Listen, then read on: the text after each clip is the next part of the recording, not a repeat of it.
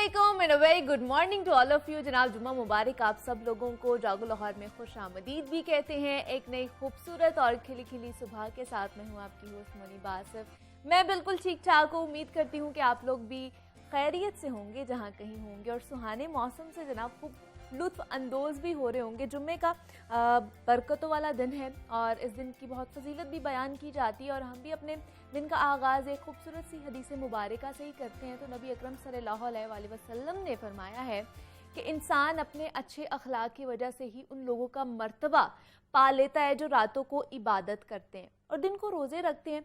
यानी इंसान का हुस्न अखलाक ही एक बेहतरीन इबादत है। और हकीकत भी यही है जनाब कि जिस इंसान का अखलाक अच्छा होता है ना, उसे दुनिया में भी इज़्ज़त मिलती है और आखिरत में भी वो फ़तह कामयाब जो हो जाता है और फ़तह हासिल कर लेता है। तो इसलिए हमें कोशिश करनी चाहिए हमेशा, आपको भी और मुझे भी, मैं अपने आप को भी ये तलकीन करती रहती हूँ कि अच्छा अखलाक जो है ना उससे हमें पेश आना चाहिए। रोज़मर्रा के मामलात में अगर कभी ऊंच नीच हो ही जाती है ना तो उसको हम लोगों को बर्दाश्त करना चाहिए, बर्दाश्त से काम लेना चाहिए, दरगुजर कर देनी चाहिए छोटी छोटी चीज़ों को और आगे बढ़ना चाहिए अपनी ज़िंदगी में और दूसरों के लिए आसानियाँ जितनी हो सकती हैं उतनी पैदा करें। तभी खूबसूरत तरीन ज़िंदगी हम लोग गुजार सकते हैं। तो अब ये तो बात होगी कि खूबसूरत तरीन ज़िंदगी कैसे गुजारनी है। एक एक्सपर्ट था जिस पर हमने बात की है। अब इतना बात हो रही थी मौसम की शिद्दत के हवाले से जिसमें दिन ब दिन इजाफा ही होता जा रहा है और बेशक मानसून का जो मौसम है अभी चल रहा है लेकिन फिर भी सूरज आग बरसा रहा है और लोड शेडिंग का अजाब भी हमारे सरों पर है। ऐसे में पसीना बहुत ज़्यादा बह जाता है और काफ़ी मिकदार में पानी ना पीने के सबब जिस्म में पानी की कमी हो जाती है, डिहाइड्रेशन हो जाती है। हमारी बॉडी में डिहाइड्रेशन उस वक्त होती है जब जिस्म में पानी की मिकदार तशवीशनाक हद तक कम हो जाए। अगर पानी की उस ज़रूरत को फौरी तौर पर पूरा नहीं किया जाए तो हम बहुत सी बीमारियों का शिकार हो जाते हैं जिनमें गुर्दों की बीमारियां सरे फहरिस्त हैं। और गुर्दा जिस्म का एक अहम उज़्व है और अच्छी ज़िंदगी गुजारने के लिए कहा जाता है कि उसका सेहतमंद रहना बहुत ज़्यादा ज़रूरी है। गुर्दे इंसानी जिस्म में पानी और नमकियात के तवाज़ुन को बरकरार रखने में एक अहम किरदार अदा करते हैं।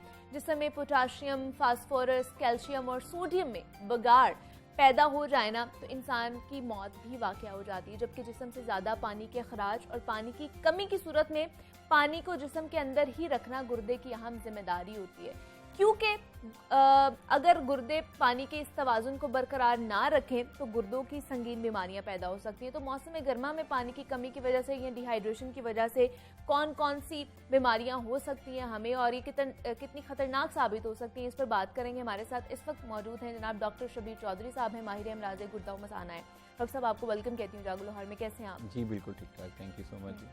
डॉक्टर साहब, जिस तरह की गर्मी आजकल पड़ रही है, बेशक मानसून का मौसम है और ये अनप्रेडिक्टेबल मौसम होता है, कभी बारिश होना शुरू हो जाती है और कभी जो है सूरज चमकना शुरू हो जाता है, लेकिन इसमें भी पसीना बहुत ज़्यादा बहता है और उस तरह हम पानी नहीं पीते हैं। तो ख़ासतौर पर गुर्दों की किस तरह की हमें इन्फेक्शन या फिर बीमारी लग सकती है? जैसे कि आपको पता है कि ये हबस वाला मौसम होता है। अगर हम इसको कहें कि हबस आलूद मौसम है तो वो ज़्यादा बेहतर होगा। ठीक है। इसमें गर्मी भी होती है और साथ हबस भी होता है तो उसमें पसीना ज़्यादा आता है। जब पसीना ज़्यादा आता है और तो उसकी वजह से जिस्म में से पानी की कमी हो जाती है और आपको पता है कि जो पसीना है उसमें सिर्फ पानी नहीं होता, उसमें नमकियात भी होते हैं।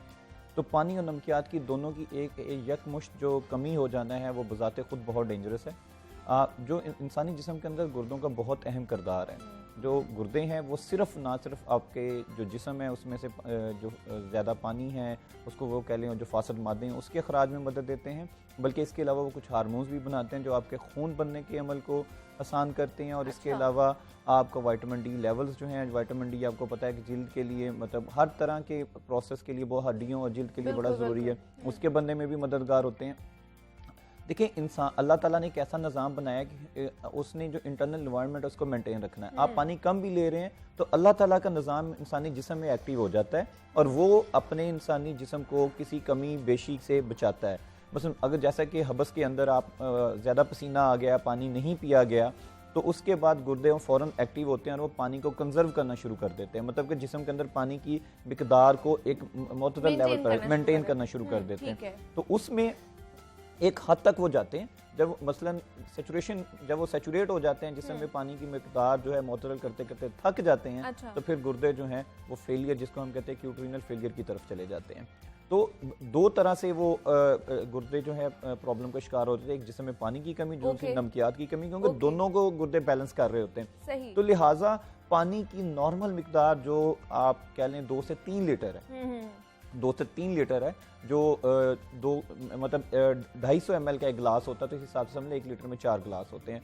सारे दिन के अंदर इंसान को 8 से 12 गिलास पानी पीना चाहिए। अब होता क्या है, मतलब मैंने किसी को कहा आपने जी 2 से 3 लीटर पानी पीना, तो वो बैठ जाएंगे सुबह 8 गिलास पीना शुरू कर देंगे। ऐसा नहीं है, excess of everything is bad. ज्यादा भी नहीं पीना और कम भी नहीं पीना, जितना रिकमेंड। कैसे, जो आप खाने के दौरान पानी पी रहे होते हैं वो भी उन्हीं गिलासेस में काउंट होना है। ये नहीं है कि खाने के दौरान 4-5 गिलास पी लिए, आपने एक ही दफा 3 लीटर पूरा पी लेना, इस तरह नहीं करना जी, बिल्कुल। वो सारे दिन के अंदर जो है आपका कम से कम पानी की जो मिकदार है वो 2 से 3 लीटर होनी चाहिए। डिवाइड करके पीना है। और उस पानी को भी आपने गिनना जो खाने के साथ पीना है, या उसमें कोल्ड ड्रिंक्स लेने उसमें को भी पानी में गिनना है। अच्छा, कोल्ड ड्रिंक्स को भी पानी में गिन सकते हैं? मतलब जैसे अगर आप जामे शीरी का शरबत बना के पी रहे हैं, या आप शिकंजवीन पी रहे हैं जो बड़ी अच्छी है गुर्दों को लिए भी और पथरी के मरीजों के लिए भी, तो वो भी पानी में काउंट होगी। तो वो ये नहीं है कि जी सादा पानी पीना। एक तो ये बात। दूसरी अहम चीज़ है कि जिसमें नमकियात का तवाज़ुन बरकरार रखने के लिए ये हबस वाले मौसम के अंदर शिकंजवीन बड़ी आम, लेमन घर में मिल जाते हैं, आप उसकी शिकंजवीन पिए। स्पेशली बिलखुसूस जिनको पत्थरियों का मर्ज है उनके लिए तो शिकंजवीन वैसे भी पत्थरियों के खराज में मदद देती है। तो अपना नमकियात का लेवल मेंटेन रखें, अपना पानी पिएं, और हत्तुल इम्कान कोशिश करें कि बाहर जो आपने कोई ऐसा काम करना है, या रनिंग करनी है, एक्सरसाइज करनी है, या आपने कोई मेहनत तलब काम करना, जो मजदूर लोग हैं वो हबस वाले गर्मी वाले मौसम में ना करें। वो सुबह अर्ली मॉर्निंग करें या शाम में। लेकिन डॉक्टर साहब, शिकंजवी की जगह ORS भी बहुत से लोग पीते हैं, वो पी सकते हैं? देखिए, ORS तो फिर आपका मेडिकेटेड आ जाता है ना। यहाँ तक घर में होममेड ORS भी होते हैं जिसमें सोडा बाइकार्ब डाल सकते हैं, नमक डाल सकते हैं, चीनी डाल के आप बना सकती हैं, माएँ बनाती भी हैं, वो भी ठीक है। लेकिन ये एक नेचुरल, एक आम अवेलेबल चीज़ है जो शिकंजवीन है। पानी अगर शिकंजवीन अवेलेबल नहीं तो आप पानी पी लें, उसमें भी कोई मज़ाइका नहीं है। इट ऑल डिपेंड्स कि आपका जो काम करने के किस तरह का है। मतलब आप मजदूर हैं, आप टीचर हैं, या आप ऑफिस वर्क कर रहे हैं, उसके हिसाब से आपने अपनी मिकदार ज़्यादा। लेकिन क्या साइंस एंड सिम्टम्स ऐसे हों कि जिससे हमें पता चलना शुरू हो जाए कि अब हमारे जो डिहाइड्रेशन हो रही है और जो हमारे जो गुर्दे हैं अब वो इफेक्ट होना शुरू हो? देखिए, सबसे ज़्यादा तो ये बात, सबसे जो इम्पोर्टेंट चीज़ है, जो नमकियात और पानी की कमी होती है, मुंह खुश्क होना शुरू हो जाता है, जिल्द की जो टर्जिडिटी होती है, या आप उसको ये कह लो जो जिल्द का खिंचाव होता है वो ख़त्म हो जाता है, जिल्द बिल्कुल बेजान सी होना शुरू हो जाती है, और आप नकाहत फील करते हैं। और उसके अलावा बाज़ दफ़ा आपको चक्कर भी आते हैं, और आप चलने में प्रॉब्लम आती है, और आप थकावट का शिकार हो जाते हैं। और जब ये स्टेजेस आगे जाती हैं तो पेशाब जो है वो आना बंद हो जाता है। गुर्दों के फेल होने की सबसे बुनियादी जो पहली इब्तदाई अलामत है, जो सीरियस आपको लेनी चाहिए, कि जो पेशाब की मिकदार है वो बिल्कुल कम हो जाती है, और थोड़ी सी बीमारी एडवांस होती है तो वो बिल्कुल बंद हो जाता है।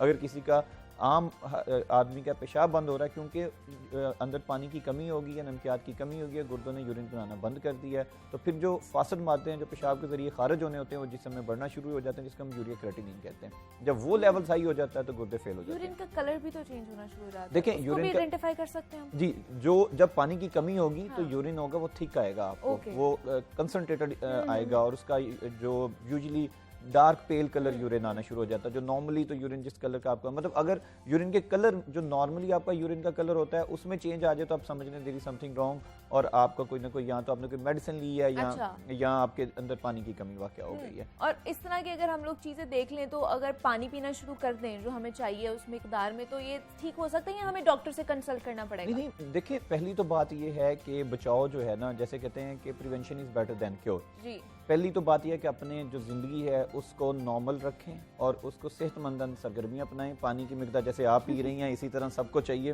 कि सुबह से पानी पीना शुरू कर दें, और 8 से 12 गिलास अपना पानी जब भी आपको याद आए आप पानी पी लें। जरूरी नहीं है कि आपने भाई बोतल पूरी पकड़ के बैठ जाए, और ये भी जरूरी नहीं है कि एक वक्त में 4 गिलास पूरे पिएंगे, एक भी पी सकते हैं आप, मतलब। अच्छा, दूसरी अहम बात जो है वो ये है कि अगर आपको लगे कि आप पानी डिहाइड्रेशन या पानी की कमी का शिकार हुए हैं तो फिल फॉर सबसे आसान जो, जैसे आपने बताया कि ORS पी सकते हैं, शिकंजवीन ले सकते हैं, कुछ भी नहीं है, सादा पानी तो पी सकते हैं। बिल्कुल ऐसे ही है। हाँ जी। तो लेकिन जो ऑलरेडी शिकार है इस चीज का, गुर्दों की बीमारी, ये आपका बड़ा अच्छा क्वेश्चन है। बिल्कुल बिल्कुल, ये बड़ा अच्छा क्वेश्चन है। देखिए, बहुत से मरीज वो हैं जिनको गुर्दे की पत्थरियां होती हैं, वो सर्दियों के मौसम में या ऐसे मौसम में जिसमें ज़्यादा पसीना नहीं आता या काम नहीं करता, वो नॉर्मली उनको इतनी दर्द वगैरह नहीं होती। जैसे गर्मी आती है, हबस वाला मौसम होता है, उनको दर्द बढ़ जाती है। उसकी वजह भी यही होती है। जब डिहाइड्रेशन होती है पानी की मिकदार कम होती है जिसमें वो पत्थरियां का जो साइज है वो भी बढ़ना शुरू हो जाता है और वो दर्द करनी भी शुरू कर देते हैं, उसके साइन एंड सिम्टम्स भी आने शुरू हो जाते हैं डिहाइड्रेशन की वजह से। तो इसलिए ऐसे तमाम मरीज जिनको गुर्दे के अंदर पत्थरी है वो अपने पानी की नॉर्मल मिकदार जारी रखें और शिकंजवीन का इस्तेमाल और जो भी उनके स्टोन प्रिवेंशन के लिए खुराक की एहतियाती तदाबीर बताई गई हैं उस पर अमल करते रहें। एक बात। दूसरी अहम चीज़ है कि अगर किसी को गुर्दे की नाली में यूरेटर में पत्थरी है, उसको पानी बिल्कुल ज़्यादा नहीं पीना चाहिए।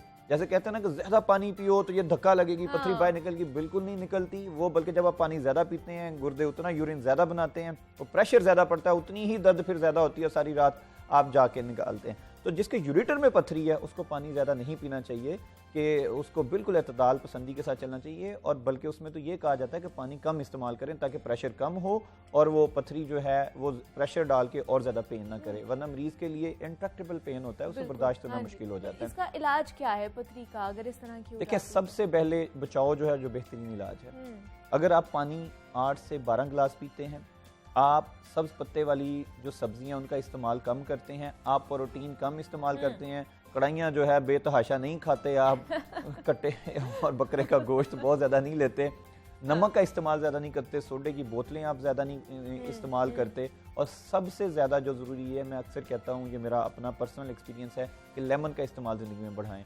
ख़वातीन के लिए अच्छी बात यह है कि उनका चेहरा जो है वो भी फ्रेश, स्किन भी अच्छी हो जाती है और गुर्दे भी अच्छे हो जाते हैं, पत्थरियों से भी बचाव आपको मिलता है। लेकिन डॉक्टर साहब, जिनको गुर्दों की बीमारी होती है तो लोग कहते हैं चावल नहीं खाने, टमाटर का इस्तेमाल नहीं करना, इस तरह की चीज़ें जिनमें बीज होते हैं। हाँ नहीं, देखें, असल वो आप वो जो है ना प्यूरिन डाइट्स की बात करें, पत्थरियों की बहुत सी इकसाम है। अच्छा, आप स्पेसिफिकली बात करें यूरिक एसिड स्टोन की जिसमें टमाटर नहीं खाते, वो इतने ज्यादा लोगों के लिए नहीं होता, हार्डली 3 से 5% लोगों को होता है, स्पेसिफिक लोगों को होता है। वो तो तब होगा जब आपकी वजह पता चल जाए। अगर आपको यूरिक एसिड ज्यादा होने की वजह से हो रहा है तो फिर आपने छोटा बड़ा गोश्त भी नहीं खाना, टमाटर भी नहीं खाने और प्यूरिन डाइट भी नहीं लेनी। चावल खाने से एज सच कोई इतना इफेक्ट नहीं आता, वो कैल्शियम के हवाले से कहा जाता है कि कैल्शियम की जो पत्थरियां हैं शायद उसमें वो नहीं करते, वो स्पेसिफिकली चावलों से पत्थरी नहीं बनती, ऐसा ये एक मिथ है जो हमेशा से चलती आ रही है, ऐसा कोई प्रॉब्लम नहीं है। लेकिन हम वैसे किस तरह की डाइट लें या कौन सी चीजें हमें कम खानी चाहिए जिससे हम ये वाली प्रॉब्लम का शिकार? देखिए, सबसे ज्यादा जरूरी है कि नमक का इस्तेमाल कम करें, नमक का इस्तेमाल बिल्कुल कम करें। नंबर 2 के ऊपर प्रोटीन इंटेक कम रखें, गोश्त जो है ये कम से कम, मतलब कम से मुराद ये नहीं कि बिल्कुल ना खाएं, जो रिकमेंडेड है वो खाएं। जो 5-5 किलो कढ़ाई एक वक्त में बैठ के खा जाते हैं ना हम लाहौरी खाबे हैं, वो उनसे थोड़ा बचना पड़ेगा आपको। दूसरा, साथ पानी 8 से 12 गिलास पिएं। अच्छा। जिंदगी में लेमन का इस्तेमाल बढ़ाएं, और उन सबसे ज्यादा जरूरी है आप अपनी वॉक करें। जब आप वॉक करेंगे और जब आप हेल्दी लाइफस्टाइल मेंटेन करेंगे, वजन ना बढ़ने दें अपना, और अगर किसी के खानदान में पथरी की बीमारी है तो उसको तो ज्यादा कॉन्शियस होना चाहिए। अच्छा। क्योंकि उसमें ज्यादा चांस है कि वो दोबारा उसको पथरी हो सकती है। और अगर पथरी हो जाए तो खुदा के लिए होम्योपैथिक टोटके और पानी ज्यादा पी के और पेशाब के इंजेक्शन लगा के उसको निकालने की कोशिश ना करें। ये ऐसा नहीं है कि आपके पाइप में, अब इसके तो लेजर ट्रीटमेंट्स भी आ चुके हैं ना। देखिए, अब इलाज डिपेंड करता है पथरी के साइज के ऊपर। अच्छा। जो हमारे मतलब हम फॉलो करते हैं यूरोपियन गाइडलाइंस, तो यूरोपियन एसोसिएशन ऑफ यूरोलॉजी की गाइडलाइंस हैं, वो बड़ी क्लियर है।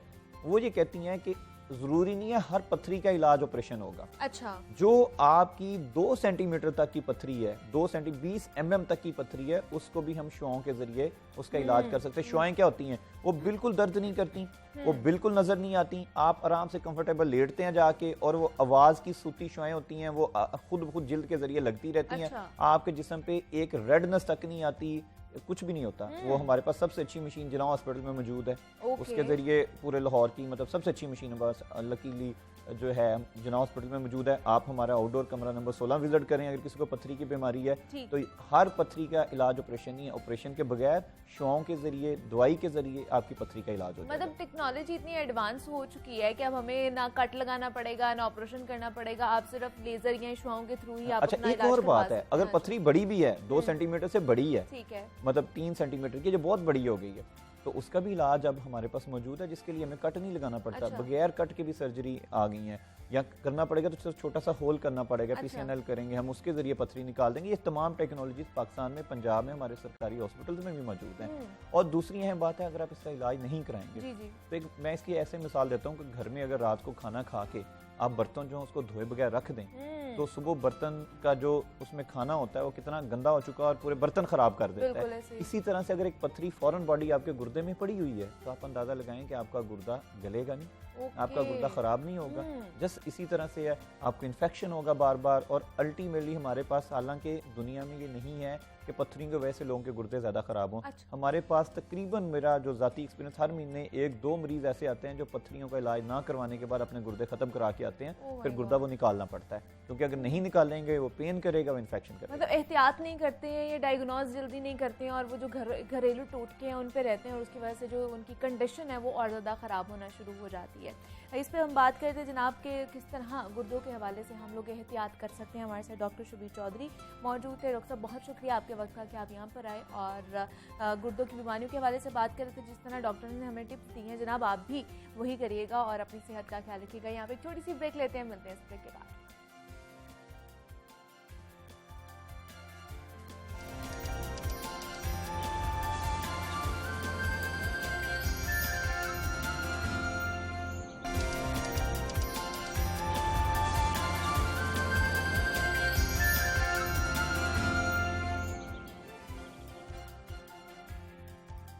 वेलकम बैक टू जागो लाहौर। जनाब, अब कुछ बात हो जाए नौजवान नस्ल की तालीम और तरबियत के हवाले से। तो नौजवान मुल्क और कौम का मुस्तकबिल और सरमाए इफ्तिखार होते हैं, लेकिन उनका बाकिरदार होना अव्वलीन शर्त भी है।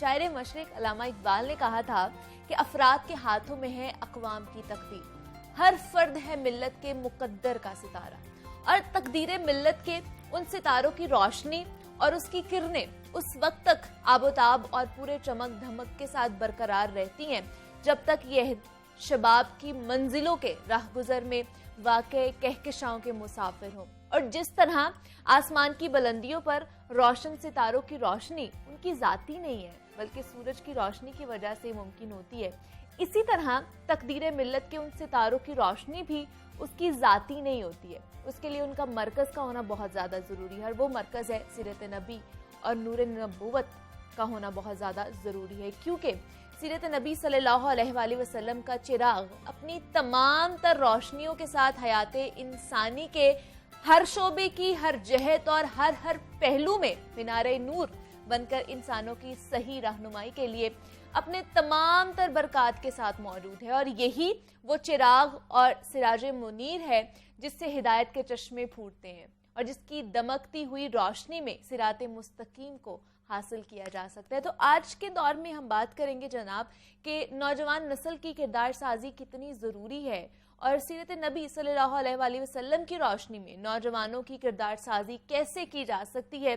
बात करते हैं, हमारे साथ बड़े ही खास मेहमान मौजूद हैं आज। डॉक्टर पीर तारिक शरीफ ज़ादा साहब हैं, मारूफ सीरत स्कॉलर हैं। सर, आपको वेलकम कहती हूँ जागो लाहौर में। जी बहुत शुक्रिया। कैसे हैं आप? अल्हम्दुलिल्लाह। बहुत शुक्रिया सर आपके टाइम का। और नौजवानों के हवाले से जनाब आज हम सर बात करेंगे, क्योंकि ये कह लें कि नौजवान ही आगे जो हमारे मुस्तकबिल का मेमार हैं और आगे उन्होंने लेकर भी चलना है हमारी जितनी भी जनरेशन है ये हमारी चीज़ों को। और लेकिन किरदार साजी के हवाले से मैं जानना चाहूँगी, और नबी पाक सल्लल्लाहु अलैहि वसल्लम के उसमें से हमें क्या चीज़ मिलती है कि हम नौजवानों की किरदार साजी अच्छे तरीके से कर सकते हैं। बिस्मिल्लाह रब्बि मोहम्मद करीम अलैहिस्सलातु तस्लीम। सबसे पहले तो यादावरी का शुक्रिया। हमेशा की तरह आपका प्रोग्राम, आपकी टीम ज़िंदा मौज़ूआत को ज़ेर बहस लाती है, जिससे माशरे के अंदर यकीनन एक बेहतरी के इम्कानात जो हैं वो पैदा होते हैं, और किसी दर्जे पे एक तरबियत का अमल जो है उसमें आपका चैनल और आपका प्रोग्राम जो है बिलखुसूस वो अपना कंट्रीब्यूशन शो करता है। अल्लाह ताला आपकी तौफीकात में मज़ीद बरकतें अता फ़रमाए। जहाँ तक आज के उन्वान का ताल्लुक़ है जिसके तहत हम यहाँ बैठे हैं, एक बात हमें समझनी चाहिए कि अल्लाह रब्बुल इज़्ज़त ने अपने कलाम कामिल यानी कुरान पाक में रसूल रहमत सल्लल्लाहु अलैहि वसल्लम की ज़िंदगी को उसवा कामिल करार दिया है। ये एक ऐसी ज़िंदगी है जो रसूल रहमत सल्लल्लाहु अलैहि वसल्लम के अव्वलीन सामीन जो सामने असहाब रसूल मौजूद थे उनके लिए भी बेहतरीन नमूना हयात थी, आज के इंसान के लिए भी बेहतरीन नमूना हयात है, और रहती दुनिया तक हत्ता कि आखिरी आने वाले जदीद तरीन इंसान के लिए भी इसी ज़िंदगी के अंदर वो सारी खूबियाँ खैर मौजूद है जो बंदे को अल्लाह रब्बुल इज़्ज़त के करीब करने का और एक कामयाब ज़िंदगी गुजारने का फार्मूला अता करते हैं। तो हम ये देखते हैं कि ये एक ऐसा कामिल और जामे दीन है जो रसूल रहमत सल्लल्लाहु अलैहि वसल्लम की ज़िंदगी की शक्ल में हम तक पहुँचा, कि आप तसव्वुर कीजिए ना कि ये ऐसा दीन है कि जो इंसान को तहारत गाह में भी रहनुमाई से और हिदायत से महरूम नहीं करता। बेशक। जो दीन तहारत गाह में इंसान को हिदायत और रहनुमाई से महरूम नहीं रखता, उसके बारे में कैसे तस्वुर किया जा सकता है कि वो ज़िंदगी की बड़े और नामवर और बराह रास्त जो ज़िंदगी पे असरअंदाज होने वाले फ़ैसले हैं, मामलात हैं, मामूलात हैं, उनमें हिदायत ना अता करता हो। सो हम ये देखते हैं कि रसूल रहमत सल्लल्लाहु अलैहि वसल्लम की पूरी ज़िंदगी जो है उसका एक एक लम्हा लोगों के लिए नमूना हयात है। और हम ये देखते हैं कि पूरी ज़िंदगी 63 बरस बिलउमूम और मदनी ज़िंदगी बिलखुसूस जिसमें बराह रास्त लोगों की तरबियत की गई, ये सारे का सारा अमल जो है हर आन लोगों की तरबियत हो रही है। हुजूर की ज़िंदगी का हर लम्हा अपने अंदर एक हिदायत का, रोशनी का एक जहान रखता है। अब जो नौजवान है, आप ये देखिए कि मदीना हुजूर जब तशरीफ़ लाते हैं, रसूल रहमत की उम्र है 53 बरस उस वक्त, और हुजूर का मामूल ये है कि हुजूर की आमद के बाद जौक दर जौक तमाम तबकात ज़िंदगी से लोग हुजूर के पास आ रहे हैं। यानी ख़वातीन जो हैं वो भी हिदायत के लिए हुजूर के पास आ रही हैं, बच्चे भी हुजूर के पास हिदायत लेने के लिए आ रहे हैं, ताजिर हुजूर के पास हिदायत लेने आ रहे हैं, कबाइल के सरदार और सरबराह ज़िम्मेदारान हुजूर से हिदायत लेने आ रहे हैं, और हत्ता कि बुजुर्ग तक हुजूर के पास खुद आ रहे हैं। लेकिन क्या शर्फ है नौजवानों का और उनकी अहमियत का अंदाज़ा रसूल रहमत की निगाह में ये है कि सारे तबकात ज़िंदगी हुजूर के पास आकर हिदायत और फैज़ हासिल कर रहे हैं, लेकिन हुजूर नौजवानों की तरबियत के लिए उनके पास खुद तशरीफ़ ले जाते हैं। यानी जो सीरत निगार है उन्होंने हमें ये बताया कि हुजूर ने आम हालात में मदीना के अंदर बुध का दिन मुतय्यन कर रखा था सिर्फ नौजवानों के साथ मुखातिब होने के लिए, और फिर इससे एक दर्जा आगे जाके आप ये देखिए कि सब तो हुजूर के पास मस्जिद नबवी आया करते थे और हुजूर से सीखा करते थे। हुजूर नौजवानों की तरबियत को इतना ज़रूरी समझते कि हुजूर इब्तदाई दिनों में उनके लिए उनके जो खेल के मैदान हुआ करते थे उनमें तशरीफ़ ले जाया करते, और उन नौजवानों के साथ वहाँ पर ना सिर्फ ये कि उनके खेल को देखते, उससे महजूज होते, उस पर अच्छा खेलने वाले को दाद देते, फिर उनके साथ गुफ्तगू में शरीक होते, और फिर आहिस्ता आहिस्ता मेरे करीम आका सल्लल्लाहु अलैहि वसल्लम की शख्सियत का वो जो एक स्पिरिचुअल ऑरा है, वो जो एक दायरा रहमत है, दायरा नूर है, वो आहिस्ता आहिस्ता उन सबको अपने अंदर समेट लेता, और वो नौजवान मेरे करीम आका सल्लल्लाहु अलैहि वसल्लम की ज़िंदगी का ऐसे हिस्सा बन जाते। हम ये देखते हैं कि वही जिनके दिलों में बहुत इब्तदाई दिनों में बहुत बदगुमानी पाई जाती थी और जो सबसे ज़्यादा जज्बे के साथ हुजूर की मुखालफत में खड़े थे, लेकिन क्या अजीब मामला है मेरे करीम आका सल्लल्लाहु अलैहि वसल्लम की अखलाकी उन आला औसाफ का कि जो जो हुजूर के करीब आता गया, जिससे गोया हुजूर का मुकालमा होना शुरू हुआ, हुजूर से बात होना शुरू हुई, हुजूर की वो दिल नशीन कलाम, हुजूर की वो जो दिल को मोह लेने वाली आदत थी, उन्होंने लोगों की ज़िंदगियों के अंदर ऐसा नूर डाला जैसे सुबह सूरज निकलने के बाद ज़मीन जो है उस पर रहने वाले रोशनी से महजूज होते हैं, उससे मुस्तफ़ीद होते हैं। और ये जो नौजवानों का अमल है, ये सिर्फ मदीने के अंदर ही रसूलुल्लाह सल्लल्लाहु अलैहि वसल्लम की ज़िंदगी का हिस्सा नहीं है, बल्कि नौजवानों को सोसाइटी के अंदर उनकी कंट्रीब्यूशन के हवाले से, नौजवानों की निस्बत और ताल्लुक़ से मुआशरे में तब्दीली का जो अंसर है, इस फ़लसफ़े पे रसूलुल्लाह सल्लल्लाहु अलैहि वसल्लम इतनी अहमियत के साथ इसे महसूस करते हैं और इस पर कारबंद हैं कि ऐलान नबुव्वत तो 40 बरस की उम्र में हो रहा है, लेकिन हुजूर 35 बरस की उम्र में लगभग जिस वक्त मक्का शरीफ के अंदर मौजूद है, अभी ऐलान नबुव्वत का इजहार आपने नहीं फरमाया नबुव्वत का, और आलम यह है कि हुजूर उस वक्त मक्के के सारे जो नौजवान, जो हम ख्याल नौजवान थे, जो एक निस्बतन फितरत सलीमा रखने वाले लोग थे, जो पॉजिटिव अप्रोच के नौजवान थे, हुजूर ने मुख्तलिफ कबाइल के उन नौजवान लड़कों को, बच्चों को अपने पास इकट्ठा किया और एक प्लेटफॉर्म बनाया। उस प्लेटफॉर्म की बुनियाद क्या थी? उसका एक नुकाती एजेंडा था। वो एजेंडा क्या था कि हमने इस मुआशरे के अंदर किसी भी दर्जे पे होने वाले जुल्म की नफी करनी है।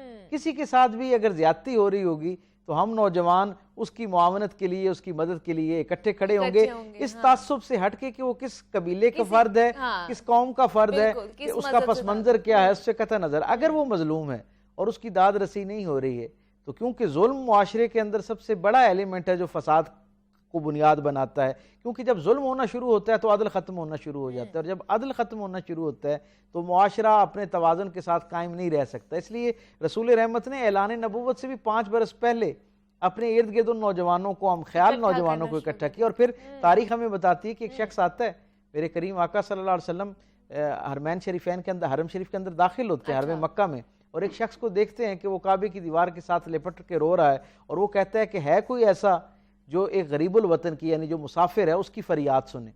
और वो रोए जा रहा है और उसकी आवाज़ में एक अजीब तरह की कसक है। मेरे करीम आका सल्लल्लाहु अलैहि वसल्लम उसके करीब आते हैं और उससे पूछते हैं, भाई किस बात ने तुम्हें मगमूम कर रखा है, किस बात ने तुम्हें दुखी कर रखा है, तुम्हारे आवाज़ में ये जो दर्द और कसक है, ये इसका सबब क्या है?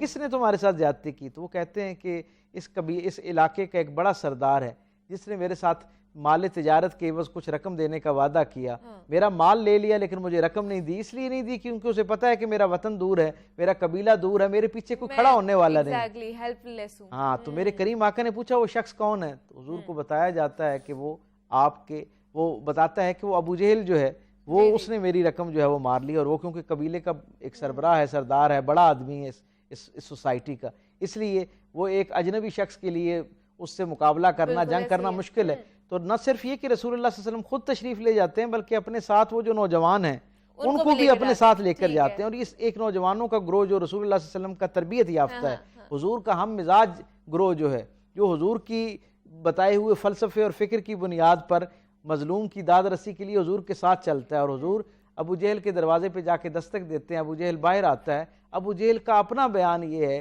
कि मैंने रसूलुल्लाह सल्लल्लाहु अलैहि वसल्लम की पैदाइश के पहले लम्हे से हुजूर को देखना शुरू किया और इस लम्हे तक मैं हर आन हुजूर से वाकिफ़ था, हुजूर से आगाह था। वो कहते हैं जिस शख्सियत की ज़ुबान से हमेशा मुस्कुराहट के साथ रहमत के फूल बरसते थे, उनके लहजे में ऐसा जलाल मौजूद था एक मजलूम की दाद रसी के लिए।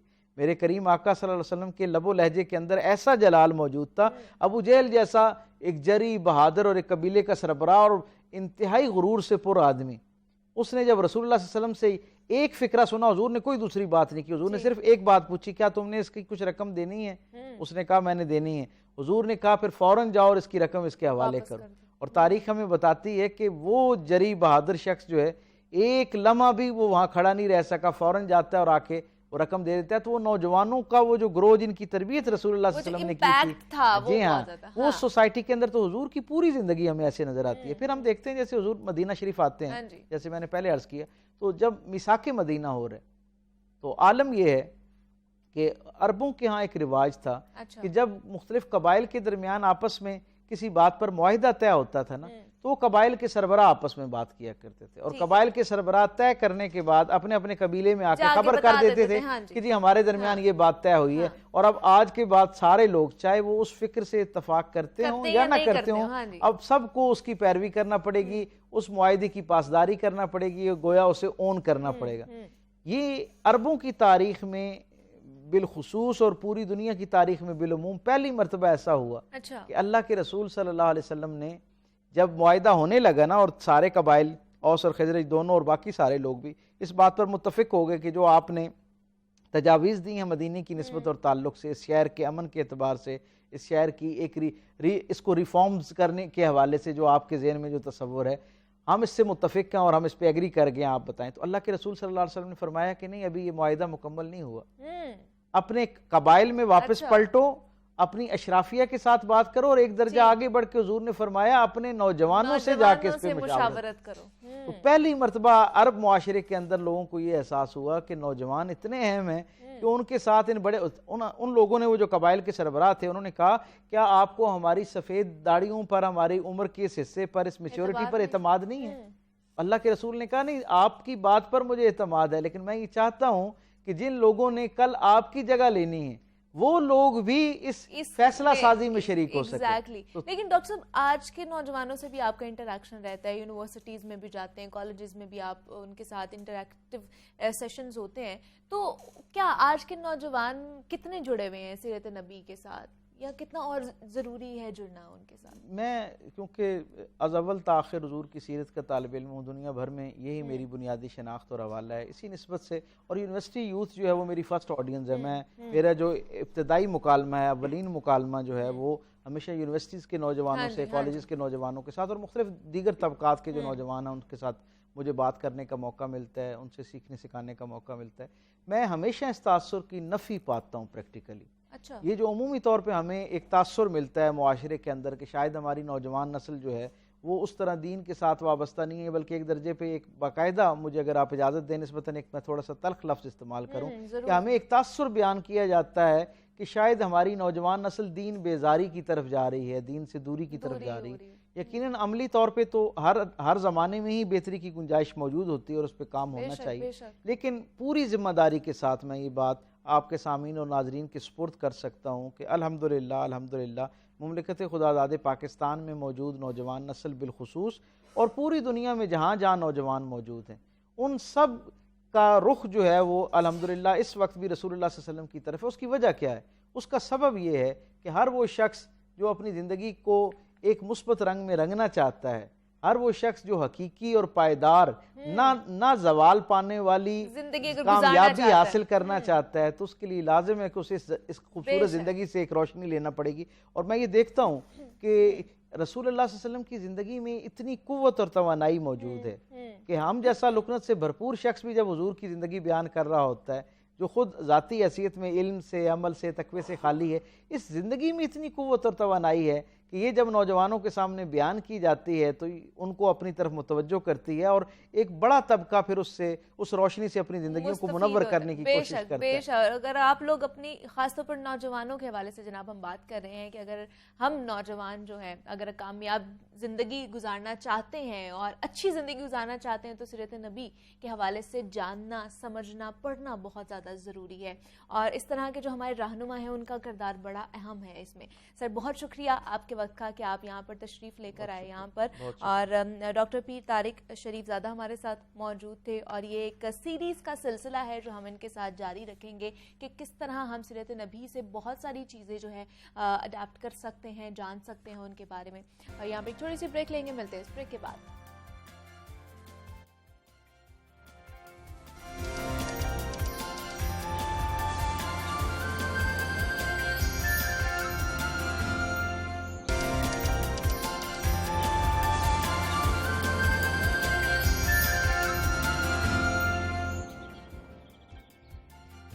वेलकम बैक टू जागो लाहौर। जनाब ब्रेक से वापस आ चुके हैं और सेगमेंट हमारा जिसमें हम लाहौर के मसाइल की बात करते हैं। और बागों के शहर की बात की जाए ना तो मसाइल हैं कि हल होने का नाम ही नहीं ले रहे हैं और एक के बाद एक अहम मसला शहर लाहौर के बासियों के लिए जैसे तैयार बैठा हुआ होता है। अभी कोरोना की सूरत हाल ठीक से हमारे से संभली नहीं थी कि जनाब डेंगू वायरस ने भी खतरे की घंटी बजा दी है और लाहौर में डेंगू फिर सर उठाने लगा है और शहर में 24 घंटों के दौरान डेंगू के मुतअद्दिद केसेस भी रिपोर्ट हो चुके हैं और अब तक डेंगू के 50 केसेस सामने आ चुके हैं। मुख्तलिफ अस्पतालों में बताया जा रहा है कि 7 मरीज ज़ेर इलाज हैं। शहर के मुख्तलिफ इलाकों में डेंगू लार्वा भी बरामद हुआ है जिसके बाइस तशवीश में मजीद इजाफा हो गया है। हुकूमती दावों की भी एक तरफ देखें तो कलई खोलकर सामने आ चुकी है। इंतजामिया कहीं ना कहीं खामोश तमाशाई का किरदार भी अदा करती होती है। लेकिन डेंगू वायरस के खात्मे के लिए क्या क्या इकदाम किए जा रहे हैं, क्या डेंगू वायरस पर काबू पाया जाएगा, इस हवाले से क्या मुस्तनद जो जनाब कहा जा रहा है कि इकदाम उठाए जाएंगे, इस पर हम बात करेंगे। हमारे साथ नुमाइंदा लाहौर न्यूज़ मोहम्मद बिलाल मौजूद हैं और जनाब हमारे साथ मौजूद हैं राजा जुबैर साहब मौजूद हैं। उनसे भी जानने की कोशिश करेंगे कि खासतौर पर इंतज़ामिया क्या इस हवाले से इकदाम कर रही है। बिलाल आपको भी वेलकम कहती हूँ और सर आपको भी वेलकम कहती हूँ जागो लाहौर में। बिलाल सबसे पहले आप ही से बात करूँगी, स्टैटिस्टिक्स क्या है इस वक्त, केसेस कितने रिपोर्ट हुए हैं आज डेंगू के? देखिए मुनीबा, हर गुजरते दिन के साथ जो डेंगू केसेस में नुमाया जो इजाफा है ये देखने में आ रहा है और जो स्टैट्स हैं गुज़श्ता रोज़ बताया ये जा रहा है महकमा सेहत की जानिब से, मतलब 2 से 4 केसेस जो हैं ये सामने हैं, बल्कि उससे पहले ये 35 से 40 केसेस लाहौर में सामने आ रहे थे। इसमें समटाइम ये होता है कि केसेस अप्स एंड डाउन्स आते रहते हैं। समटाइम जिन लोगों को डेंगू होता है या उसका समटाइम टेस्ट नहीं करवाते हैं या प्राइवेटली वो चले जाते हैं। ये चूँकि इनके जब तक इनके डैशबोर्ड पे कोई चीज़ रिपोर्ट होती है फिर महकमा सेहत काउंट करता है कि इतने पेशेंट जो हैं ये आ चुके हैं। लेकिन जो सिनेरियो है ये थोड़ा सा डिफरेंट है वो इस वजह से कि अभी लाहौर के कल की जो बात है कि इसको 180 से ज़ायद जो मरीज़ हैं ये लाहौर के हॉस्पिटल में ज़ेर इलाज है और पंजाब भर में तकरीबन 500 जो मरीज़ हैं डेंगू के ये ज़ेर इलाज है। और इसमें से लास्ट टाइम मुनीबा जो हुआ था कि लीकेज फेसिस जो था और क्रिटिकल होना ये अब शुरू हो चुका है। गुज़श्ता एक हफ्ते के दौरान मुझे कई लोगों ने रब्ता किया कि हमारे जो है ये डेंगू इतना मोहलिक हो चुका है, किसी को लीकेज फेसिस का सामना है, पेट में पानी पड़ गया है, लंग्स में इन्फेक्शन हो चुकी है, साथ तेज़ बुखार भी है। डॉक्टर्स भी परेशान है कि कितने प्लेटलेट्स पे सेल्स कम हो जाएं तो उस पर प्लेटलेट्स हम मेगा किट लगा सकते हैं या नहीं लगा सकते। तो ये भी एक इश्यूज़ है क्योंकि अब आपको पता है कि ये मंथ जो है फिर इसके बाद जो नेक्स्ट मंथ है फिर मेरा ख्याल है शायद में भी इनको तीसरा मंथ भी मिल जाए और ये सिस्टम चलता रहेगा। और ये इसको अब बड़ी बात है कि ये सस्टेन हो जाए, मतलब कि ये कि पर डे अगर 25 से 30 केसेस आते रहते हैं लाहौर में तो ये बड़ा मुनासिब है। तो मेरा ख्याल है महकमा सेहत भी इस पर हैप्पी होगा और वैसे भी। लेकिन अगर केसेस बढ़ते हैं तो पिछले साल की तरह आपको भी पता है कि एक दिन के अंदर 300 जो पेशेंट्स बिल्कुल थे ऐसे ही, हाँ। वो सूरत हाल रिपोर्ट बड़ी हुए बिगड़ी थे हुई थी। और इससे डबल ट्रिपल जो थे वो रिपोर्ट नहीं हो रहे थे, लेकिन हॉस्पिटल्स बड़े बड़े थे। तो ये रिपोर्ट होना, ये रिपोर्टिंग होना, ये एक डिफरेंट चीज़ है, लेकिन जो रियलिटी है, ग्राउंड रियलिटी, वो अभी भी डिफरेंट है। अभी भी कुछ जो घर हैं वहाँ पे कई एक ख़ानदान के कई अफराद जो है ये इसमें मुब्तला हो चुके हैं और क्रिटिकल जो फेज़ है ये अब वो शुरू चल हो रहा चुका है। अब ये जो 2 मंथ है मौजूदा और नेक्स्ट जो आने वाला है, ये हमें काफ़ी ज़्यादा अवेयर हो के करना पड़ेगा, अपने लाइफस्टाइल को भी चेंज करना पड़ेगा, बाहर निकलते हुए मॉस्किटो का इस्तेमाल करना पड़ेगा ताकि इससे सम हाउ जो है बचा जा सकता है। लेकिन सबसे ज़्यादा जो एहतियात करनी पड़ेगी वो बीमार अफराद हैं जिनका कुव्वत मुदाफ़ियत पहले ही लो है, तो उनको बहुत ज़्यादा इस पे जो है रिस्क होगा इसमें, या ख़ासकर जो प्रेग्नेंट वूमेन है तो उनके लिए एहतियात बरतनी बहुत ज़्यादा ज़रूरी है। इंतज़ामिया के हवाले से सर आपसे पूछना चाहूँगी, आप डिस्ट्रिक्ट हेल्थ ऑफिसर भी हैं, तो इंतज़ामिया ख़ास तौर पर क्या क्या इक़दाम उठा रही है?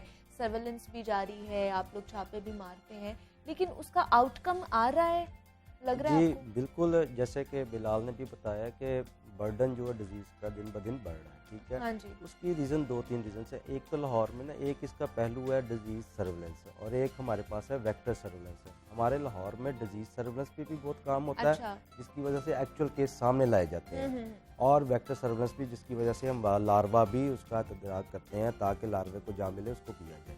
तो ये दोनों अहम है हमारे पास। हम सिर्फ ये नहीं कर सकते कि डिजीज़ को बाहर ना निकालें और लार्वा हम क्लेम करते रहने। तो एक्चुअली हमारे लाहौर में रिपोर्टिंग बहुत ऊपर लेवल तक हम करते हैं। 340 के करीब रिपोर्टिंग साइट्स हैं लाहौर में, क्योंकि पूरे पंजाब में एक साइड पे कहीं भी नहीं है। पूरा पंजाब अगर एक साइड पे हो जाए और लाहौर अकेला एक साइड पे हो, इट्स मीन कि फिर कोने कुर्दरे में भी जो पेशेंट है, किसी को अगर कोई मसला है तो वो पहुँचता है और वो टेस्ट जब कराता है तो वो हमारे पास आ जाती है। सबसे पहले तो ये हम लोग आपको हाईलाइट करते हैं। सेकेंडली, लाहौर में जितनी भी टीम्स हैं, जितना भी हमारे पास मशीनरी है, ह्यूमन है, रिसोर्स है, तमाम इसमें इस वक्त बरोकार लाया हुआ है और तमाम मुतहरक है।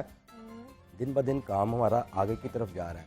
लास्ट ईयर की निस्बत इस साल लार्वा भी ज़्यादा मिला है, नो डाउट पेशेंट भी ज़्यादा, लेकिन हमारे पास आपको पता है 3-4 मामले हैं जो इसमें बहुत अहम किरदार अदा करते हैं। सबसे पहले बारिश। हाँ जी। आपको पता है इस साल बारिश सबसे ज़्यादा हुई है। हमारे पास सैलाब की सूरत हाल भी पूरे मुल्क में तकरीबन 1/3 मुल्क में सैलाब की है। तो अगर बारिश ज़्यादा होना है तो उसमें पानी भी ज़्यादा खड़ा होगा, अगर पानी ज़्यादा खड़ा होगा तो लार्वा ज़्यादा बनेगा। तो हमने भी उसको मद्देनज़र रखते हुए अपनी जो हमारे सरगर्मी है उनको तेज़ किया और हमने भी ज़्यादा लार्वा ढूंढा। दूसरा पहलू मैंने जैसे बताया, मरीज़ भी हमने आइडेंटिफाई ज़्यादा किए हैं। अनफॉर्चुनेटली इस साल ये हुआ कि हमारे वो एरिया सिट हुए हैं जो कई साल से ग्रीन थे। ग्रीन से मुराद है ना वहाँ पे पेशेंट आया ना कभी लार्वा मिला। आपको पता है दिन ब दिन लाहौर में एक्सपेंशन बहुत ज़्यादा हो रही है।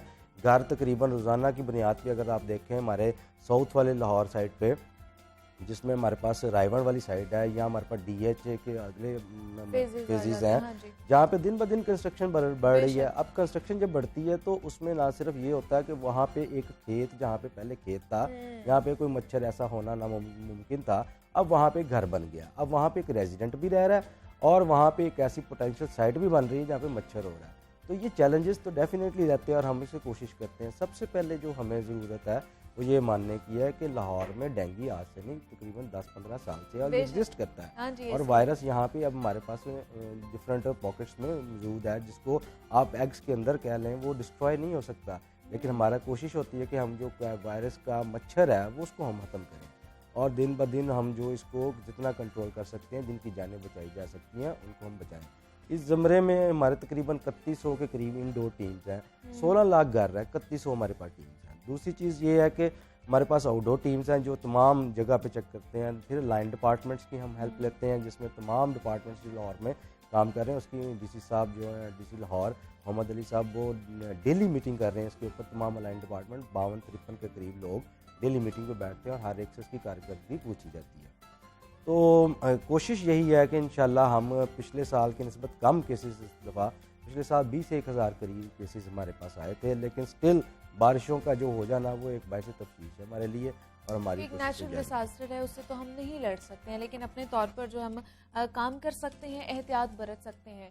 आपको कहीं मोहम्मद बिलाल लूप होल्स नज़र आते हैं कि जो जितनी भी हम लोग सरगर्मियाँ कर रहे हैं वो चाहे जो अवाम है उनकी तरफ से हो या इंतज़ामिया की तरफ से? देखिए मुनीबा, हम आवाम पे तो नहीं डाल सकते क्योंकि महकमे जो बने हैं ये बने हैं एग्जीक्यूशन के लिए। हाँ ठीक है, अगर आप SOPs बनाते हैं, कोई नई अमल उस पर करता तो आप उसको नोटिस जारी करें, फिर भी नहीं कोई नहीं मानता तो उस पर मजीद सख्त जो कानूनी कार्रवाई कर सकते हैं वो करनी चाहिए। तो हम महकमे को तो बरी जुमा नहीं करार दे सकते, लेकिन इशू ये है कि अभी जिस तरह डॉक्टर साहब ने बता रहे हैं कि 16 लाख घर हैं और 3100 टीमें, मेरा ख्याल है 3100 टीमें अगर एक विजिट करके जाती है तो मेरा ये ख्याल है कि 2 माह तक तो आप भूल जाएंगे, हाँ। दोबारा वो जो है ये विजिट कर सकते उधर हैं। आएगी बिल्कुल। तो इसमें ह्यूमन रिसोर्स को टू सम एक्सटेंट जितना हो सकते बढ़ाना चाहिए, क्योंकि ओके। अगर इसमें अभी आप देख लें कि देखो फिर इशू फिर यही आता है कि इनके ह्यूमन रिसोर्सेज की कमी है, लेकिन जो वायरल डिजीज़ हैं वो बहुत ज़्यादा है। फिर कोरोना है, डेंगू है, पोलियो पोलियो है, अब हाँ जी। अभी जो सर के बंदे वही हैं, टीमें वही हैं, चीज़ें वही हैं, उतनी ही मशीनरी है महदूद जिन्होंने इस पे काम करना है। तो फिर भी हम जब ये देखते हैं कि मतलब ये जिस तरह ये लोग काम करते हैं, इसमें हो सकता है कि मतलब इनमें काफ़ी कुछ लूप होल्स हैं, लेकिन सब की चीज़ों के बावजूद भी फिर भी जो काम होता है टू सम एक्सटेंट वो हमें नज़र आता है। हाँ जी। तो इसको जो है ये मज़ीद बढ़ाना चाहिए और हाई ऑफिशर्स जो हाई अथॉरिटीज़ हैं उनको भी इस चीज़ पे चाहिए कि डेली वेजेस पे मज़ीद जो लोग हैं उनको बढ़ाएं, अपनी अवेयरनेस को जितना Campaigns जो हाँ जो कैंपेन इसको बढ़ा सकते हैं बढ़ाएं। मेरा ख्याल है इसको स्कूल लेवल पे, यूनिवर्सिटीज़ लेवल पे, कॉलेज लेवल पे, प्रिंट इलेक्ट्रॉनिक मीडिया पे इसको बहुत ज़्यादा अवेयर करें। अब चूँकि ये जो पॉइंट है जो क्रिटिकल है, जो लीकेज फेसिस का है, ये सिर्फ अब उनको सिर्फ पता है जो इस पर मुब्तला हो रहे हैं या जो इससे गुजर रहे हैं। आम किसी आप बंदे से कहें अच्छा डेंगू बुखार है कोई बात नहीं, हम पैराडोल की गोली खाएंगे तो वो ठीक हो जाएंगे, खैर मच्छर काटा है कोई इशू नहीं। तो इन चीज़ों को उनको बताना चाहिए कि अगर मच्छर अब काट गया है तो ये अब मच्छर जो है ये पहले जैसे नहीं रहे, क्योंकि अब भी दुनिया में सबसे ज़्यादा जो मौत होती हैं ये मच्छरों ही की वजह से ही होती हैं। अभी प्रायोरिटी पे नंबर 1 है बुखार और ये जो मच्छर है, लेकिन हमारे यहाँ पे अभी भी इन चीज़ों को बहुत नॉर्मल लिया जाता है, सिर्फ पैराडोल की गोली पे इन्हिसार किया जाता है। तो इन चीज़ों को दूर करने की ज़रूरत है। ये तभी हो सकता है कि ये जब ये अपनी एजुकेशन को, हेल्थ एजुकेशन को इंक्रीज़ करेंगे, इसको मज़ीद बेहतर करेंगे थ्रू एडवर्टीजमेंट और कैंपेन्स। तो इस चीज़ पर इनको फोकस करना चाहिए, अपनी जो HR है उसको बेहतर करना चाहिए। फिर अभी इनको जो सबसे बड़ी हर्डल जो पेश आ रही है वो हमारी जो है कोऑपरेटिव जो सोसाइटीज़ हैं उनमें बहुत ज़्यादा आ रही हैं। हम पहले ये होता था कि ये समटाइम जो हमारे कंजस्टेड एरियाज़ थे वहाँ पे केसेस तो अभी भी है, लेकिन अब उससे डबल ट्रिपल जो केसेस हैं ये अब ये जो कोऑपरेटिव जो सोसाइटीज़ हैं, निजी सोसाइटीज़ है, यहाँ पे रिपोर्ट होना शुरू हो जाएगा। पहले हम आज से 4-5 साल पहले कहते थे कि जो डेंगू मच्छर के जो केसेस है ये सिर्फ वहीं पे आएंगे जहाँ पे ग्रीन बेल्ट्स होंगी, ग्रीनरी होंगी, खुले घर होंगे, वहाँ पे आएंगे। तो उसमें आप अवॉइड करें शाम के टाइम, सुबह के टाइम, और ताकि फुल स्लीव्स कपड़े पहने। लेकिन अब जो इन्फेक्टेड जो मच्छर है अब इसका कोई टाइम नहीं रहा, अब ये किसी भी वक्त आपको काट सकता है, आपके कमरे में आके आपको काट सकता है, पूरे मेरे घर को ये इन्फेक्ट कर सकता है। बिल्कुल ऐसे तो अब ये सारी जो मेथोडोलॉजी ये जो थी चेंज हो चुकी है, फॉगिंग स्प्रे का कॉन्सेप्ट चेंज हो चुका है। अब ये सिर्फ ये कि फॉगिंग स्प्रे कराने से भी आप अरीजुमा नहीं होते। तो ये सारी जो चीज़ें हैं ये इनके लिए लूप होल्स ही हैं महकमा सेहत को। ठीक है, अवाम एक साइड पे है, अवाम को आप सिर्फ अवेयर कर सकते हैं, लेकिन इम्प्लीमेंटेशन जो है, एग्जीक्यूशन जो है ये डिपार्टमेंट नहीं करनी। ये जितनी स्ट्रिक्ट करेंगे और चूँकि हमारी अवाम पे जितनी ये सख्ती करेंगे उतना ही कुछ हद तक ये डंडे जो के है ये जोर से बेहतर हो चलती है सकता है। हमारी पाकिस्तानी अवाम, टू जी बी ऑनेस्ट। बिल्कुल, जैसे कि बिलाल ने बताया है, देखें दो चार चीज़ें इसमें मैं मज़ीद ऐड करता जाऊँ। अवेयरनेस एक बड़ा कंपोनेंट है पब्लिक हेल्थ का, जिसके ऊपर ऑलरेडी हम काफ़ी काम कर रहे हैं। रोज़ाना की बुनियाद पे तकरीबन 10 से 15 कॉलेजेस में या स्कूल्स में हमारे सेमिनार हो रहे हैं, जो कॉन्स्टेंटली हमारी टीम एक सेपरेट कर रही है और इसमें उन बच्चों को आगाही दे रही है। उसके अलावा जो हमारा 0 पीरियड होता है स्कूल में, जिसमें बच्चों के डायरी में लिखवाया जाता है, असेंबली हॉल में उनको मैसेज दिया जाता है। ये एक हर स्कूल के ऊपर स्कूल एजुकेशन में ये इसकी जिम्मेदारी SOP बनी हुई है और इसको बाकायदा तौर पे हम वक्तन फ़वक्तन जाकर देखते हैं कि वहाँ पे मैसेज दिया गया है कि आज का क्या मैसेज दिया, तो वो हमें बच्चे बताते हैं आज सुबह ये बताया गया। तो ये पैरेलल चल रही है, आगाही काफ़ी हद तक है। आपके इस शो में बैठा हूँ, मज़ीद हम शोज़ करते हैं, मज़ीद जगह पे हमारे अपने फेसबुक पेजेस हैं और हम अपना वो सोशल मीडिया पेजेस हैं, वहाँ पे भी ये आगाही जारी करते हैं। लेकिन लोगों के अंदर सेल्फ एक जो होती है जिसमें वो खुद एहसास करें कि ये चीज़ हमने इसको अवॉइड करना है, वो नहीं है। जैसे कि बिलाल बताया, निजी सोसाइटीज़ बढ़ने की वजह से पहले ये मच्छर, अब हमारे देखें मिनिमम केसेस हैं, अजीज़ भट्टी में 17-18 केसेस हैं पूरे साल के, शालामार में भी इसी तरह बहुत कम है, शालामार जोन, रावी जोन, दाता टाउन, ये जो हमारे पुराने जोन हैं जहाँ पे एक्चुअल लाहौर पहले रिजाइड करता था, इनमें केसेस बहुत कम है। अब केसेस कहाँ पे हो गए हैं, कैंट जोन, वहाँ पे किस तरह एक्सपेंशन हुई है। लामा इकबाल जोन आपको पता है वहाँ पे किस बिल्कुल तरह ऐसे ही एक्सपेंशन है, लाहौर बढ़ता और जा रहा है, हमारे पास exactly। उसके अलावा हमारे पास जोन है निश्त जोन। ये 3 जोन हमारे पास केसेस एकदम से एक्सपेंड हुए हैं, और इन जोन्स के अंदर जो दूसरी जो चीज़ आती है, जो नुमाया होती है, वो ऐसे लोग जो कि किसी पोश एरिया में पहले रहते थे, जैसे कि हमारे पास आपको लामा इकबाल टाउन है, जो अच्छा। ये क्रीम मार्केट वाला, और उसमें जो कि पहले पोश, ये लोग वहाँ पे भी ट्रैवल करते हैं, इनके रिश्तेदार इधर भी हैं, इधर भी हैं, तो वो इफेक्ट होता है। infection इसी तरह हो- गुलबर्ग भी हमारे पास इफेक्ट होता है कि ट्रैवलिंग है वहाँ पे। बिल्कुल, तो ये जो बिल्कुल। पोश एरिया एक दूसरे से ट्रैवल भी कर रहे हैं ना, वो लोग उनके 1-2 घर रहे हैं, 3-3 घर रहे हैं, तो वो वायरस कैरी करते हैं। उसकी वजह से फिर ये। लेकिन जुबैर साहब लास्ट पे मैं पूछना चाहूंगी, इसका कोई हल है? इसकी वैक्सीन के हवाले से कोई काम किया जा रहा है कि इसकी वैक्सीन है भी है कि नहीं है? जी बिल्कुल, इसकी वैक्सीन मौजूद है। इंटरनेशनली इसकी वैक्सीन पे काम भी काफ़ी हो रहा है, काफ़ी हद तक दुनिया में आ चुकी है वेस्टर्न कंट्रीज़ में, लेकिन वो चूँकि कॉस्ट इफेक्टिव उस तरह नहीं है हमारे पास का, इसकी कॉस्ट जो है वो अच्छा। काफ़ी है, तो इस वजह से गवर्नमेंट जो है वो शायद उस तरह बेयर नहीं कर पाती। दूसरी इसकी इकसाम 4 किस्म की हैं, तो हमारे कंट्री में या लाहौर शहर में या डिफरेंट जो एरियाज़ हमारी पॉकेट्स बनती हैं, वो डिफरेंट किस्म की हमें हर दफ़ा वायरस का सामना होता है। तो इस समहाउ अगर हम वैक्सीन जो अगर परचेज़ भी कर लें या मंगवा भी लें, तो उस तरह इफेक्टिव नहीं हो सकती जिस तरह हम अगर अपना खुद ख्याल रखें, हर बंदा घर का, पानी का, बिल्कुल छत ऐसे ही, का, हाँ जी। तो वो वैक्सीन से भी सस्ता पड़ेगा और उसके ऊपर हमारे पास बेहतर नतीजे। बिल्कुल ऐसे ही खुद से ही आप अपने घर की, अपने इर्द गिर्द की इंस्पेक्शन कर लें कि कहीं पे पानी तो नहीं खड़ा हुआ, उसका ख्याल रखें। छोटी छोटी चीज़ें हैं, छोटी छोटी टिप्स हैं जिनके थ्रू हम इस चीज़ पर काबू पा सकते हैं काफ़ी हद तक। इंतज़ामिया का साथ भी दे सकते हैं। हमारे साथ राजा जुबैर डिस्ट्रिक्ट हेल्थ ऑफिसर मौजूद है। बहुत शुक्रिया आपका, और मोहम्मद बिलाल नुमाइंदा लाहौर न्यूज़ में ज्वाइन किया था। बिलाल आपका भी बेहद शुक्रिया। तो जनाब ये लाहौर की सूरत हाल थी डेंगू के हवाले से जो हमने आपके साथ शेयर की है। यहाँ पे एक छोटी सी ब्रेक लेंगे, ब्रेक के बाद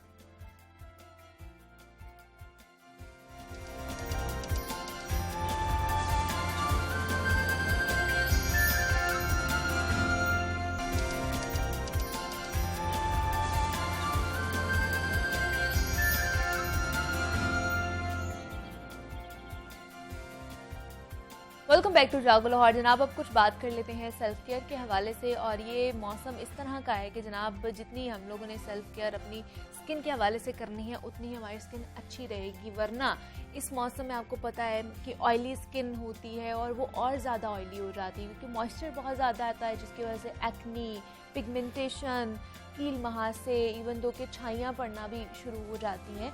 तो इसमें किस तरह की हमने प्रॉब्लम से निकलना है, ख़ासतौर पर स्किन के हवाले से कौन कौन सी हमारी डेली रूटीन में चीज़ें शामिल होनी चाहिए। दूसरा, जिस तरह सैलाब आया हुआ है पाकिस्तान में, उसकी वजह से भी बहुत सारी जो स्किन डिजीज़ हैं या इन्फेक्शन होने के चांसेस बहुत ज़्यादा बढ़ते जा रहे हैं। तो उनसे किस तरह हम छुटकारा हासिल कर सकते हैं, क्या प्रिकॉशनरी मेजर्स हमें लेने चाहिए, उस पर भी बात करेंगे। किस तरह की प्रोडक्ट्स यूज़ करनी चाहिए, ख़ासतौर पर मानसून के मौसम में जेल बेस होनी चाहिए, क्रीम बेस होनी चाहिए, इस तरह की चीज़ें भी टिप्स लेंगे। हमारे साथ डॉक्टर कंवल जवाद मौजूद हैं जो कि डर्मेटोलॉजिस्ट हैं। उनसे बेहतर कौन हमें टिप्स दे सकता है। और कंवल, आपको वेलकम कहती हूँ जागो लाहौर में। कैसी हैं आप? मैं बिल्कुल ठीक हूँ, आप कैसी हैं? मैं भी बिल्कुल ठीक ठाक। डॉक्टर कंवल, आजकल जो जिस तरह का मौसम हुआ है, बहुत ज़्यादा मॉइस्चर इसमें है, जो एक्नी वाली स्किन है उसके लिए भी प्रॉब्लमैटिक है, लेकिन जो नॉर्मल स्किन वाले भी हैं वो भी शिकायत करते हैं कि हमारी स्किन के प्रॉब्लम्स बहुत ज़्यादा होते जा रहे हैं। किस तरह इन सारे प्रॉब्लम्स से खासतौर पर छुटकारा हासिल हम ख़वातीन जो है वो कर सकते हैं? देखिए, बहुत मुश्किल हो जाता है ऐसा, जैसे वेदर चेंज होता है ना, तो हमारे लिए बड़ा मुश्किल हो जाता है। सबसे पहले तो ये कि कौन सा मॉइस्चराइज़र यूज़ करें, फिर हम कौन सा फेस वॉश यूज़ करें, कौन सा सन ब्लॉक यूज़ करें, फिर मेकअप करना है तो कौन सा फाउंडेशन या बेस चूज़ करें। सब कुछ चेंज हो जाता है मौसम के साथ साथ। आजकल वेदर इतना अनप्रडिक्टेबल होता है, कभी कभी एकदम से ड्राई हो जाता है, लेकिन आपको नीड होती है कि आप कुछ मॉइस्चर अप्लाई करें स्किन पर। और कभी कभी ऐसा होता है कि आपको फील होता है लिटरली कि स्किन पर से ऐसा लगता है तेल बहने लगा है। तो फिर आपको अकॉर्डिंग टू स्किन चूज करना होता है। इसलिए बेहतर है कि आप अपनी स्किन टोन का आपको पता होना चाहिए। स्किन टाइप्स हमारे पास 4 टाइप्स होती हैं।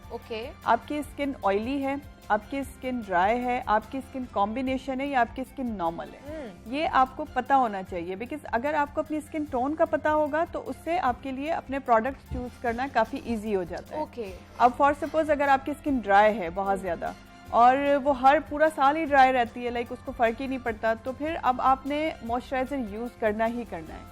अगर आपने मेकअप यूज़ करना है तो उससे पहले भी मॉइस्चराइज़र अप्लाई करना है। अगर आपने रात को सोना है तो भी अपनी स्किन को मॉइस्चराइज़ करके सोना है, लेकिन नीड बन जाता है, नीड ऑफ टाइम हो जाता है। आपने सारे अपने प्रोडक्ट्स भी वैसे ही चूज़ करने हैं जिनसे ये पता चले कि लाइक आपकी स्किन जो है वो मॉइस्चराइज होती रहे। ऐसा नहीं है कि अब आप ड्राई बेस्ड यूज़ कर रहे हैं, ऑलरेडी आपकी स्किन ड्राई है, आपने मेकअप अप्लाई किया, आपने कुछ भी कोई प्रोडक्ट अप्लाई किया, वो मज़ीद ड्राई हो जाएगी, स्किन डैमेज होना शुरू हो जाती है, आपकी स्किन पे झुर्रियाँ जल्दी आना शुरू हो जाती है। ड्राई स्किन का ये सबसे बड़ा इफेक्ट होता है, फाइन लाइंस आना, झुर्रियाँ आना, और इसके अलावा आपकी स्किन का उम्र से पहले ही ढलकती हुई फील होना, ये सब ड्राई स्किन की निशानियाँ होती हैं कि आपकी स्किन ड्राई है। पता कैसे चलेगा हमें कि हमारी स्किन ड्राई है? आपकी स्किन पर अगर पैच बनते हैं वाइट कलर के, आपको फील होता है हर वक्त स्किन जो है वो अकड़ी हुई है, मतलब आपकी स्किन को खुद आपको पता चल रहा है कि ड्राई हो रही है। मॉइस्चराइजर लगा रहे हैं, 1 घंटा गुजरा, आधा घंटा गुजरा, 2 घंटे गुजरे, दोबारा से आपकी स्किन ड्राई हो गई, आपको फिर मॉइस्चराइजर की नीड है। तो ऐसे ही उसमें आपको ऐसे प्रोडक्ट्स यूज करने चाहिए जो कि ऑयल बेस्ड हो, अच्छा, ताकि आपकी स्किन मॉइस्चराइज भी रह सके। और हर मेकअप से पहले आपने मॉइस्चराइजर अप्लाई करना है और सनस्क्रीन या फिर सन ब्लॉक, इन दोनों में से किसी एक का इंतखाब करना है। अब सनस्क्रीन सन ब्लॉक, थोड़ा सा मैं इसका भी डिफरेंशिएशन बता देती हूँ। सनस्क्रीन सन ब्लॉक दोनों ही हमारी स्किन के प्रोटेक्शन के लिए यूज होते हैं, दोनों ही सन से प्रोटेक्ट करते हैं, हमारी स्किन को डैमेज से प्रोटेक्ट करते हैं। बट जो सन ब्लॉक होता है वो बेसिकली उसका काम ही ये होता है कि वो हमारी स्किन की तरफ आने वाली जितनी भी वेव्स हैं उनको वापस कर दे, ब्लॉक कर देता है, ठीक है। लेकिन जो सनस्क्रीन है वो एंटर जरूर होने देती है, बट वो उन रेज को चेंज कर देती है उसमें, जिससे हमारी स्किन डैमेज ना हो सके। अच्छा, नॉन डैमेजिंग रेज में कन्वर्ट कर देती है। So that is the like minor सा डिफरेंस है। बताना इसलिए ज़रूरी है कि हम लोग इस फ़र्क को महसूस नहीं करते। हम कहते हैं हमने सनस्क्रीन लगाया है, सन ब्लॉक लगाया है, मेडिकेटेड होना ज़रूरी है सन ब्लॉक का आपके। अच्छा, आपके हर मेकअप से पहले, आपके हर मौसम में, हर तरह की स्किन, चारों टाइप के लिए सन ब्लॉक कंपल्सरी है। लाइक आप मैं तो आजकल वैसे अपने पेशेंट्स को ये कहती हूँ कि खाना भूल जाएं, सन ब्लॉक लगाना ना भुलाएं, बिकॉज जो वेदर है, जो एटमॉस्फेयर है बाहर, जितना डैमेज हो रहा है सब कुछ, उसमें सन ब्लॉक कंपल्सरी है। जितना डस्ट होता है डेफिनेटली, देखिए अगर वर्किंग वुमेन्स हैं उनके लिए भी, अगर फीमेल्स जो घर में काम कर रही हैं उनके लिए भी, दोनों के लिए ही बेहतर है कि वो सन ब्लॉक इस्तेमाल करें। ऐसा नहीं है कि हम घर में बैठे, हम तो अक्सर मेरी पेशेंट्स आंसर करती हैं, लेकिन डॉक्टर साहब हम तो घर से बाहर निकलते ही नहीं हैं, हम क्यों सन ब्लॉक लगाएं? घर में रहने वाली ख़वातीन को शायद बाहर वालों से भी ज़्यादा ज़रूरत है सन ब्लॉक लगाने की। उसका रीज़न ये होता है कि जब आप घर में रहते हैं, डेफिनेटली अगर आप कोई काम आप खुद नहीं कर रहे, आपके घर में काम हो रहा है, मेड कर रही है, सफाइयाँ हो रही हैं, कुछ हो रही है, वो डस्ट आपके चेहरे को डैमेज कर सकती है। आप किचन में भले सुपरविजन करवा रहे हैं, खुद नहीं भी पका रहे, मोस्टली तो ख़वातीन हमारी यहाँ की खुद ही पकाती हैं खाना, लेकिन वो डायरेक्टली हिट करती है। बट अगर आप किचन में जा रहे हैं, किचन में जो गर्मी है, हीट है, चूल्हा, वो डेफिनेटली आपकी स्किन को डैमेज करेगी। फिर बहुत सारे घरों में विंडोज लगी होती हैं शीशे की, वहां से भी एग्जैक्टली हम बच्चों को पिक करने जा रहे हैं, ड्रॉप करने जा रहे हैं, ग्रॉसरी के लिए घर से बाहर जा रहे हैं, जो गाड़ी की विंड स्क्रीन है उससे जितनी ज्यादा सनलाइट आपकी स्किन को डैमेज करती है, वो नॉर्मली ऐसे घरों में बैठे हुए नहीं कर सकती, तो वो ज्यादा डैमेज होता है। इसलिए सन ब्लॉक कंपल्सरी है। 2 घंटे 3 घंटे बाद आपने अपना सन ब्लॉक रिपीट करते रहना है। हाँ, ये भी जरूरी है, क्योंकि 2-3 घंटे तक उसका असर रहता है, उसके बाद वो हाँ जी वो फिर इतना नहीं रहता है ना। बहुत से लोग हैं उनको सन ब्लॉक लगाने के बाद पसीना बहुत ज्यादा आता है, हाँ, इसीलिए स्किन टोन के उसके नहीं मुताबिक होता। एग्जैक्टली, वो इसीलिए होता है कि या तो पसीना आना शुरू होता है या खारिश स्टार्ट हो जाती है, इरिटेशन होती है। लाइक वो कहते हैं जब हम सन ब्लॉक लगाते हैं तो हमें इरिटेशन स्टार्ट हो जाती है।